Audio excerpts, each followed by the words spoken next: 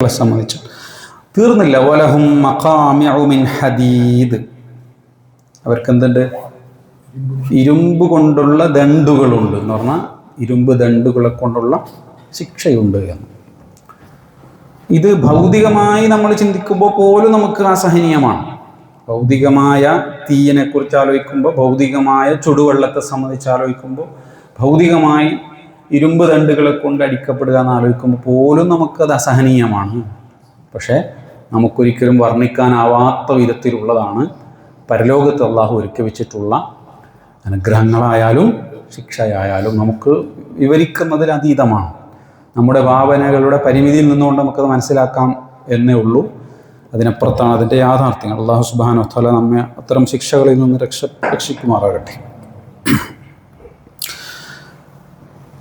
ഇനി പറയുന്ന കുല്ലമാ അറാദു, അതാണ് അവസാനം വായിച്ച ആയത്ത്. കുല്ലമാ അറാദു അൻ യഖ്റുജൂ മിൻഹാ എന്നർത്ഥം. കുല്ലമാ അറാദു, അത് കുറച്ച് കൂടുതൽ വിശദീകരിച്ച ആയത്തായിരുന്നു. കുല്ലമാ അറാദു, അവര് ഉദ്ദേശിക്കുമ്പോഴെല്ലാം, കുല്ലമാ അവരുദ്ദേശിക്കുമ്പോഴെല്ലാം, എന്തിനുദ്ദേശിക്കുമ്പോൾ? അൻ യഖ്റുജൂ മിൻഹാ, അതിൽ നിന്നും പുറത്തു വരാൻ വേണ്ടി ഉദ്ദേശിക്കുമ്പോൾ. അസഹനീയമാണ്, എങ്ങനെയെങ്കിലുമൊക്കെ ഇതിൽ നിന്ന് പുറത്തു കടന്നാൽ മതി എന്നാവും. അങ്ങനെ അവർ മനസ്സ് വെക്കുമ്പോൾ, മിൻ ഗമ്മിൻ, ഗം എന്താ? ഗമ്മ് സങ്കടം, ദുഃഖം എന്നൊക്കെ പറയുന്നുണ്ട്. ഗം.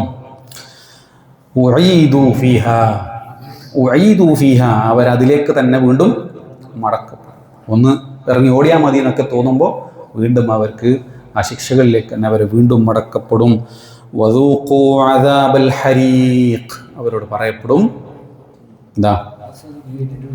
ഇതിൻ്റെ ഈ കത്തിയെരിയുന്ന ശിക്ഷ നിങ്ങൾ ആസ്വദിക്കൂ എന്ന് പറഞ്ഞു. ദൂഖൂ, ദൂഖു എന്ന് പറഞ്ഞാൽ യു ടേസ്റ്റ് ഇറ്റ്, നിങ്ങൾ ആസ്വദിച്ചോ.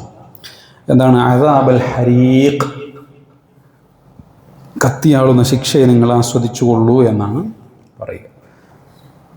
പരിശുദ്ധ ഖുർആനിൽ അള്ളാഹു നമുക്ക് വിശദീകരിച്ചു തരുമ്പോൾ കാണുന്ന ശൈലിയാണ് ഇത്തരത്തിൽ.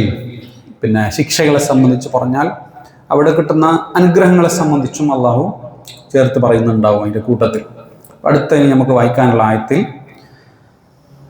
അനുഗ്രഹങ്ങളെ സംബന്ധിച്ച് അള്ളാഹു ഇത്തരം വ്യത്യസ്തങ്ങളായ ജീവിത വഴികൾ ഭൗതിക ലോകത്ത് ഉണ്ടായിരുന്നപ്പോഴും അതിലൊന്നും ഉൾപ്പെടാതെ അള്ളാഹുവിൻ്റെ തൗഹീദിനെ മാത്രം മുറുകെ പിടിച്ചുകൊണ്ട് അള്ളാഹിൻ്റെ ആളായിട്ട് ജീവിച്ച ആളുകളെ അള്ളാഹു എങ്ങനെയാണ് അനുഗ്രഹിക്കുക എന്നുള്ളതാണ് അടുത്ത ആയത്തിൽ പറയുന്നത്. എഴുതല്ലേ നല്ലത്? എഴുതണ്ടേ?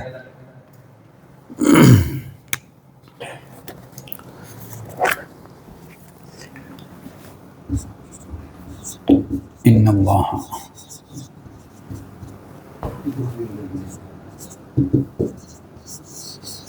യുദ്ഖിലു الذين آمنوا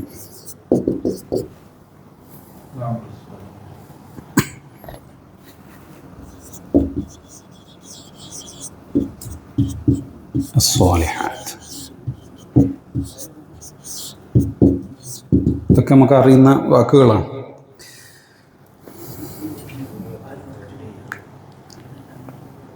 ജന്നാത്തി,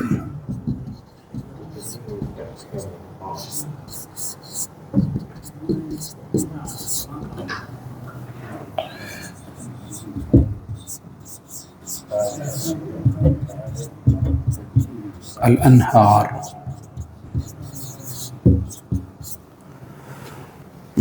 ഇത്ര വായിച്ചതിന് ശേഷം നമുക്ക് അടുത്ത ഭാഗത്തേക്ക് പോവാം. എന്താ പറഞ്ഞത് ആയത്തിൽ? ഇന്നല്ലാഹ യുദ്ഖിലുൽ ലദീന ആമനൂ വഅമിലു സ്സാലിഹാത്തി ജന്നാത്തിൻ തജ്രി മിൻ തഹ്തിഹൽ അൻഹാർ. ഇതൊക്കെ നമുക്ക് അറിയുന്ന പരിചയിച്ച വാക്കുകളാണ്, പുതിയ വാക്കുകളൊന്നുമില്ല. ഇന്നല്ലാഹ, തീർച്ചയായിട്ടും അള്ളാഹു. ഈ ഹാ വന്നെന്തുകൊണ്ടാണ്? ഇന്നല്ലാഹ കഴിഞ്ഞ 1-2 ക്ലാസ് പറഞ്ഞിരുന്നു, ഓർമ്മ ഉണ്ടോ നോക്കാൻ വേണ്ടി. ഇന്ന വരുമ്പോൾ എന്ത് ചെയ്യും? ഇന്ന വരുമ്പോൾ അതിന് ശേഷമുള്ള പദത്തിന് ഇങ്ങനെ നസ്ബ് എന്നാ പറയാം. നസ്ബ് ഇന്നല്ലാഹ, തീർച്ചയായിട്ടും അള്ളാഹു യുദ്ഖിലു, അള്ളാഹു എന്ത് ചെയ്യും? പ്രവേശിപ്പിക്കും. അപ്പോൾ പ്രവേശിപ്പിച്ചു എന്നുള്ളതിന് എന്താ? എന്താ? അദ്ഖല. എന്താണ് അദ്ഖല? അദ്ഖല എന്ന് പറഞ്ഞാൽ എന്താ? പ്രവേശിപ്പിച്ചു.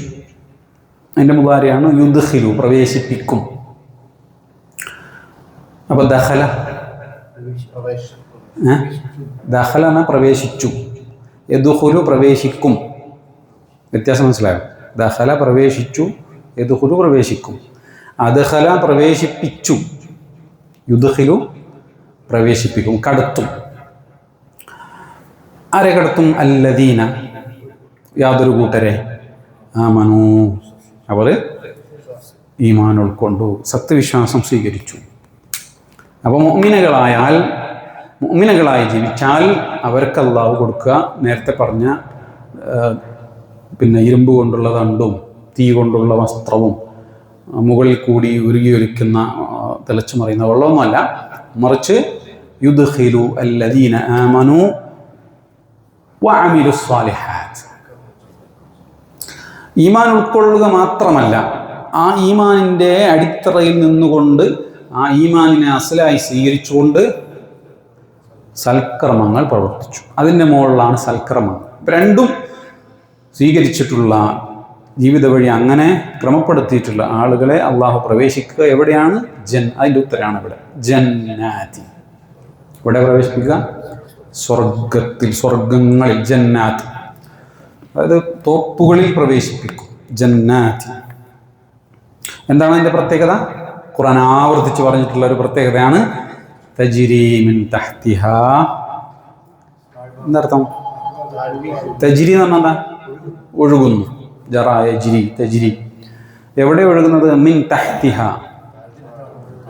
അതിൻ്റെ കേട്ടോ, അതിൻ്റെ താഴെ കൂടി, അതിൻ്റെ താഴത്തു കൂടി. ഏതിൻ്റെ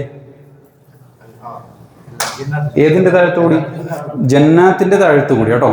ജന്നാത്തിൻ, സ്വർഗത്തോപ്പുകളിൽ പ്രവേശിപ്പിക്കും. തജ്രി ഒഴുകുന്നുണ്ട്.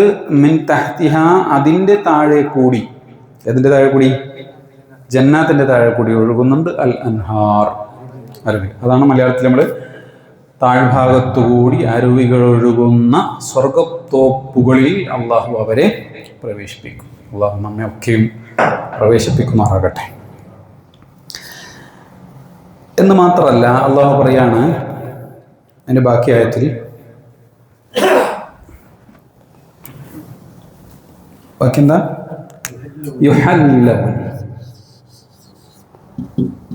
യുഹല്ലൗന ഫീഹ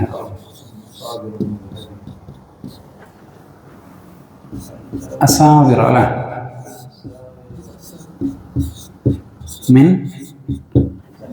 ذهب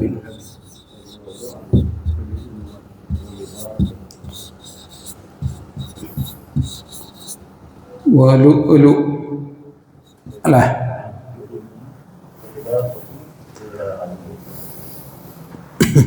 ولؤلؤا ولباسهم فيها حرير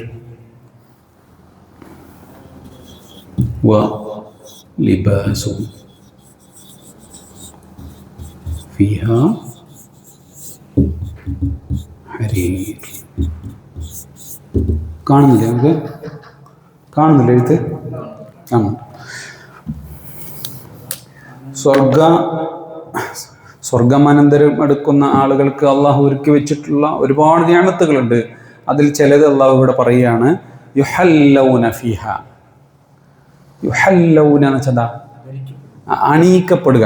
ഈ ആഭരണം അണിയുന്നതിനാണ് യുഹല്ലൗന. ഹല്ല, യുഹല്ലി, ഹില്യത്ത്, ഹില്യത്ത് ആഭരണം. അപ്പൊ യുഹല്ലൗന, അവർ അണിയിക്കപ്പെടും, അവർ ധരിക്കപ്പെടും. എന്താണ്? ഫീഹ, അതിൽ, സ്വർഗത്തിൽ. അസാവിറ. അസാവിറ എന്താ? വളം.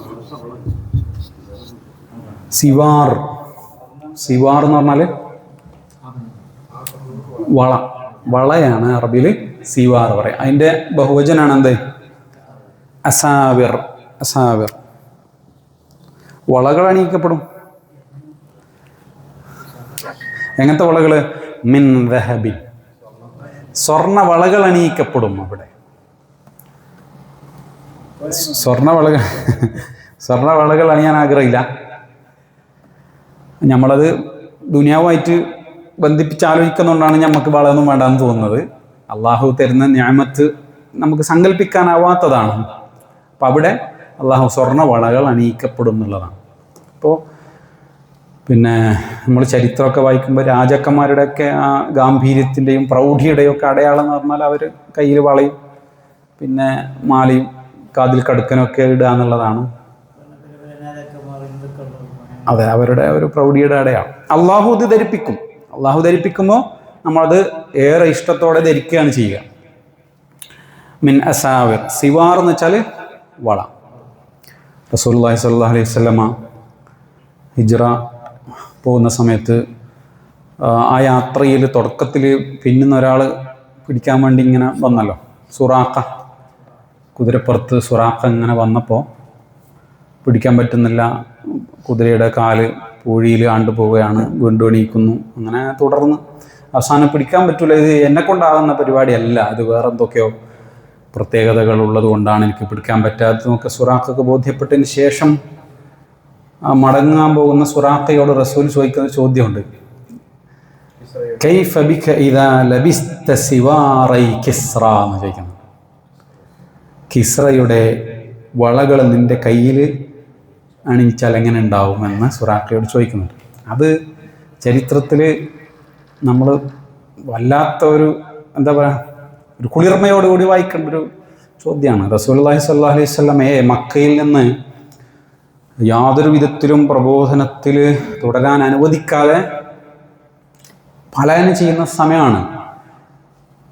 ആരെങ്കിലുമൊക്കെ പിന്നെ എന്താ പറയുക, അങ്ങനെ അന്ന് നമ്മളിപ്പോൾ അമേരിക്ക, റഷ്യ, ചൈന എന്നൊക്കെ പറയുന്നത് പോലെ ഏറ്റവും ഉയർന്ന പിന്നെ രാജാവിനെ കുറിച്ചാണ് കിസ്റ എന്ന് പറയുന്നത്. കിസ്റയുടെ ഈ വളകളെയാണ് നിൻ്റെ കൈകളിൽ അണിയിച്ചാൽ എങ്ങനെ ഉണ്ടാവുമെന്ന് റസൂലുള്ളാഹി സ്വല്ലല്ലാഹു അലൈഹി വസല്ലമ ചോദിക്കുന്നത്. അതൊരു പ്രവചനമാണ്. കിസ്റയുടെ വളകൾ നമ്മുടെ കൈകളിൽ വരും എന്നുള്ള ഒരു പ്രവചനമാണ് റസൂലുള്ളാഹി സ്വല്ലല്ലാഹു അലൈഹി വസല്ലമ നടത്തിയത്. ഉമർ ഇബ്നുൽ ഖത്താബ് റളിയല്ലാഹു അൻഹുവിൻ്റെ കാലഘട്ടത്തിൽ സുറാഖയെ വിളിച്ചിട്ട് ആ വള അണിയിക്കുന്ന ചരിത്രം കൂടി നമുക്കതിൽ വായിക്കാൻ സാധിക്കും. അപ്പോൾ അവിടെ സിവാറൈ കിസ്റ, കിസ്റയുടെ 2 വളകൾ എന്ന് റസൂലുള്ളാഹി സ്വല്ലല്ലാഹു അലൈഹി വസല്ലമ പറയുന്നത് കാണാൻ സാധിക്കും. അപ്പോൾ സിവാർ, അസാവിർ അണിയിക്കും, വളകൾ അണിയിക്കും. മിൻ ദഹബിൻ, എന്താ ദഹബ്, എന്താ സ്വർണം. അപ്പോൾ ദഹബ എന്ന് പറഞ്ഞാൽ എന്താ? ദഹബ എന്ന് പറഞ്ഞാൽ പോയി കേട്ടോ. ദഹബ യദ്ഹബു എന്ന് വെച്ചാൽ അറബിയിൽ പോയി എന്നാണ് അർത്ഥം. പക്ഷെ ദഹബുൻ എന്ന് പറഞ്ഞാൽ സ്വർണം. പിന്നെന്താ? വലു ലു അൻ, ലു എന്താ? മുത്ത്, മുത്ത്, മുത്ത് പവിഴ എന്നൊക്കെ പറയില്ല നമ്മൾ. 2 രീതിയിൽ അത് വായിക്കപ്പെട്ടിട്ടുണ്ടെന്നാണ് തഫ്സീറുകളിൽ കാണാം. മിൻ ദഹബിൻ വലു എന്നുള്ള വായനകൾ ചില ഖിറാഅത്തുകളിൽ കാണാം. അതായത് സ്വർണം കൊണ്ടും മുത്തുകൾ കൊണ്ടുമുള്ള വളകൾ അണിയിക്കുമെന്ന ഒരു വായനയുണ്ട്. അതല്ലാതെ സ്വർണ്ണ വളകളും മുത്തുകളും അണിയിക്കപ്പെടും എന്നുള്ള വായനയും ഉണ്ട്. നമ്മൾ വായിക്കുന്നത് അസാവിറ മിൻ ദഹബിൻ വലു രണ്ട് സെപ്പറേറ്റ് ആയിട്ടാണ് വായിക്കുക. അസാവിറ മിൻ ദഹബിൻ വലു 2 അണിയിക്കപ്പെടും എന്ന് പിന്നെ അല്ലാഹു സുബ്ഹാനഹു വ തആല പറയാണ്.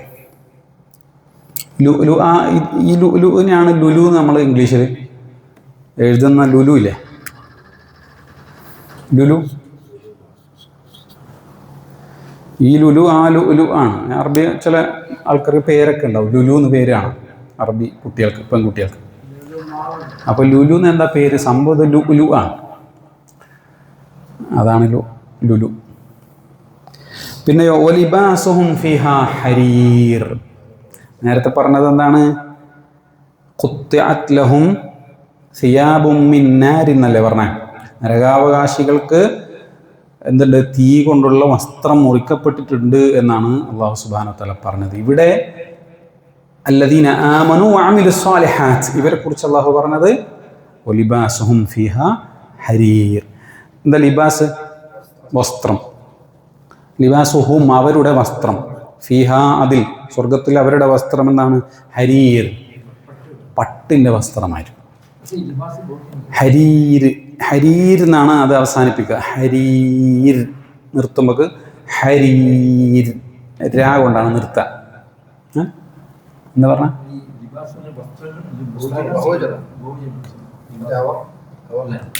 ലിബാസ്, ലിബാസ് അല്ല, മലാബിസ് നോക്കി പറയാം. ലിബാസ്